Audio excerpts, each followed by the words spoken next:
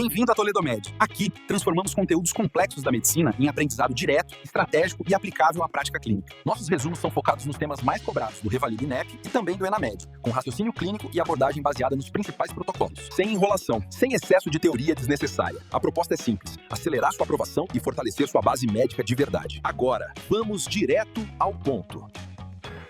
Hoje, na revisão estratégica da Toledo Med, a gente vai elevar o nível do jogo. O nosso objetivo aqui não é só ler teoria de forma passiva, tá? É construir aquele raciocínio clínico inabalável, aquele que de fato garante a sua aprovação. É literalmente a mesma sensação de estar num plantão de UTI. Você precisa tomar decisões rápidas e precisas. Então, vamos direto ao ponto. Certo, começando pela nossa primeira etapa, sinais clínicos e de alarme. Vamos construir a sua base clínica. Olha só, as bancas do Revalida simplesmente adoram cobrar o vocabulário perfeito de vocês. Quando o caso clínico descreve aquelas fezes que boiam no vaso, amareladas, muito fétidas, pegajosas, a gente está falando da clássica esteatorreia, né? Esse é o seu atalho mental direto para a desabsorção. E se o enunciado falar daquele esforço absurdo para evacuar, seguido da sensação de que não esvaziou tudo? O nome cirúrgico para isso é tênismo. Guardar essas palavras-chave no bolso é o que vai te garantir aqueles pontos cruciais.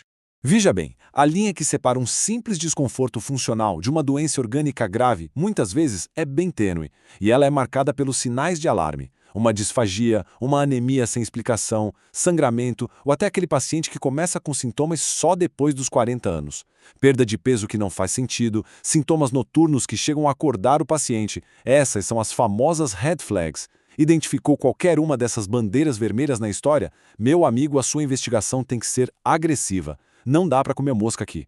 Avançando para a etapa 2, decifrando a dor abdominal.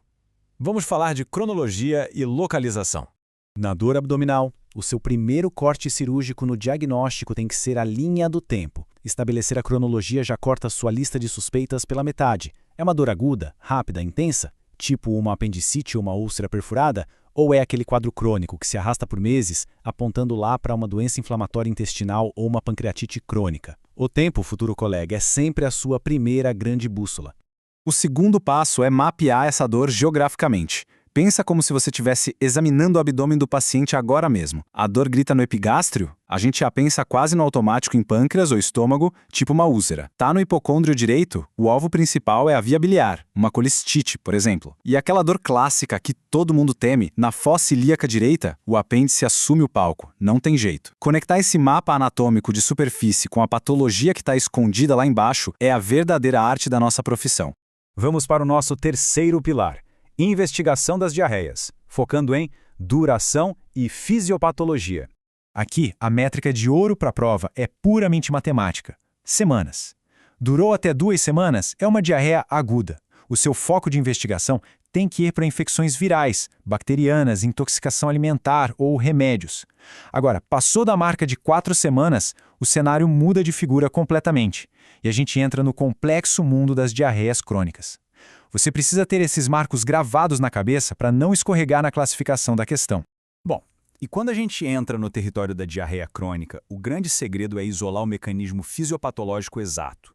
Pode ser osmótica, que é clássica de abuso de laxante, pode ser secretória, impulsionada por antibióticos ou por uns tumores endócrinos mais raros, desabsorção severa, e aí a doença celíaca brilha, inflamatória, lembrando de Crohn e retocolite ulcerativa, ou puramente funcional, como na síndrome do intestino irritável. Cada detalhe que o paciente solta na anamnese está ali para te apontar o mecanismo exato. Você só precisa pescar. Chegamos à nossa quarta etapa, o labirinto das icterícias. Vamos navegar com calma pelo metabolismo da bilirrubina. Para dominar qualquer caso de icterícia sem precisar decorar tabela gigantesca, você tem que saber a jornada biológica da bilirrubina. É simples. Passo 1, produção, que vem lá da quebra da hemoglobina. Passo 2, a captação silenciosa que o hepatócito faz. Passo 3, o grande momento de gala, a conjugação, onde a bilirrubina indireta vira direta. E por último, o passo 4, a excreção para a via biliar. Qualquer falha mecânica ou celular nesse caminho vai gerar aquele acúmulo e deixar o seu paciente amarelinho. É fisiologia pura. Agora, aqui entra a pergunta de $1 milhão. Aquela que a banca ama esconder no meio do texto, nas entrelinhas, só para testar a sua memória de longo prazo. Qual é a enzima responsável por orquestrar essa conjugação mágica? Certo? É a glicoroniltransferase. O seu domínio sobre essa via passa, obrigatoriamente, por saber o nome dessa belezinha. Com esse conhecimento em mente, pegou o laboratório do paciente, qual é o seu primeiro movimento? Encontrar a fenda. A elevação é às custas de bilirrubina indireta ou direta. Se for indireta, ou a falha está na produção excessiva, tipo no memólise da vida, ou o defeito é na conjugação. Agora, se a elevação for direta, o fígado até fez o trabalho dele e conjugou, mas alguma coisa está bloqueando a saída. Aí você pensa em doença hepatocelular grave ou obstrução mecânica. Esse raciocínio inicial, pessoal, ele é simplesmente inegociável para a prova.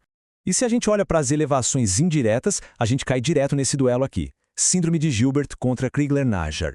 A ironia da nossa medicina é que Gilbert é uma condição super benigna, um déficit enzimático leve, que só dá as caras quando o paciente faz jejum ou passa por estresse extremo, tipo na semana da prova, e mesmo assim cai em toda a prova. Já a Crigler-Najjar é a face mais agressiva, moderada a grave. No tipo 1, a enzima está completamente ausente, é papo de intervenção heróica logo na infância.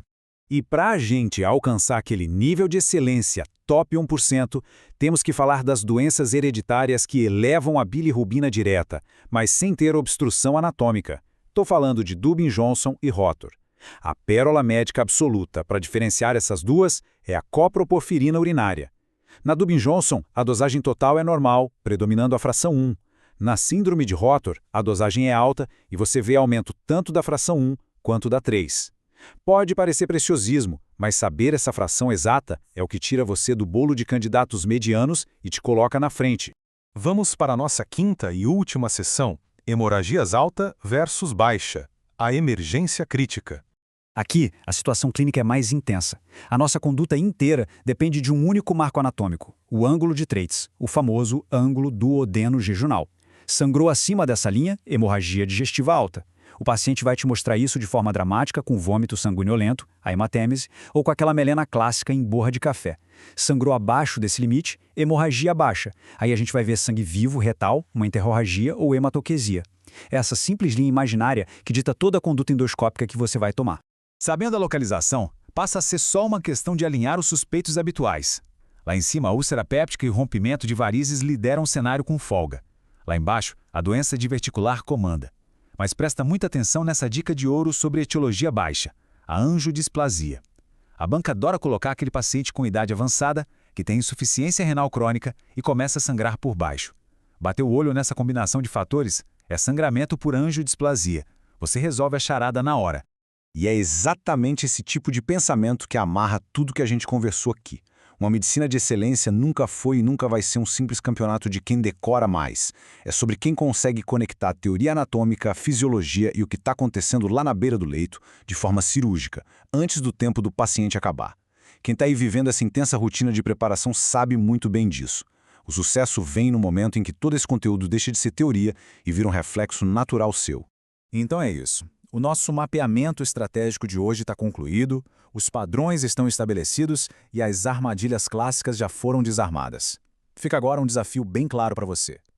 Na sua próxima bateria de questões, você vai conseguir bater o olho e identificar o sinal de alarme a tempo? Eu tenho certeza que sim. Mantenha o foco absoluto nos estudos, porque o caminho que a gente está construindo é sólido. Até o nosso próximo plano de voo e a nossa próxima revisão estratégica. Um abraço. Se esse resumo te ajudou, já segue a Toledomed no Instagram ou Gorro Toledomed Score. Lá você encontra conteúdos diários e estratégias para o Revalida INEP e Enamed. Também conheça o nosso curso extensivo. As músicas, materiais complementares e todos os links citados estão aqui na descrição do vídeo. E claro, não esquece de deixar o like e aquele comentário maroto para fortalecer a comunidade médica que mais cresce no Brasil. Nos vemos na próxima aula.